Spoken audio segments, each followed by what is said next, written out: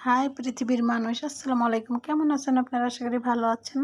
কিছু লোভনীয় রান্না নিয়ে চলে আসলাম আপনাদের মাঝে। ভেন্ডি ভর্তা তো অনেকভাবে খেয়েছেন, একবার এভাবে খেয়ে দেখবেন, মুখে লেগে থাকবে আর বারবার খেতে চাইবে। বাটা মাছ ভেজে চমৎকার করে চিচিঙ্গা রান্না করে নিলাম। এখানে বেশ কিছু ভেন্ডি আছে, অর্ধেকটা ভাজি করব আর অর্ধেকটা ভর্তা করব নতুনভাবে। নতুন এই ভেন্ডি ভর্তাটা কে কে খেয়েছো? আর যদি না খাও অবশ্যই ট্রাই করে দেখবে, খুবই মজাদার হয়েছিল। ভেন্ডি ভর্তা করার আগে ভেন্ডি ভাজিটা করে নিয়েছি বেশি করে মরিচ পেঁয়াজ আর লবণ দিয়ে, আর কিছু ভেন্ডি সিদ্ধ করে নিয়েছি। নতুন এই ভেন্ডি ভর্তাটা করার জন্য এখানে লাগবে 3টি টমেটো মাঝখান থেকে কেটে উপর করে দিয়েছি, কিছু আস্ত রসুন, কিছু আস্ত কাঁচামরিচ আর সামান্য একটু সর্ষের তেল দিয়ে দমে রেখে দিতে হবে।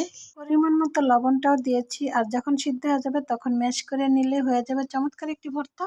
হালকা একটু টক টক লাগে, এত মজার হয় এই ভর্তাটা, খেয়ে দেখবে।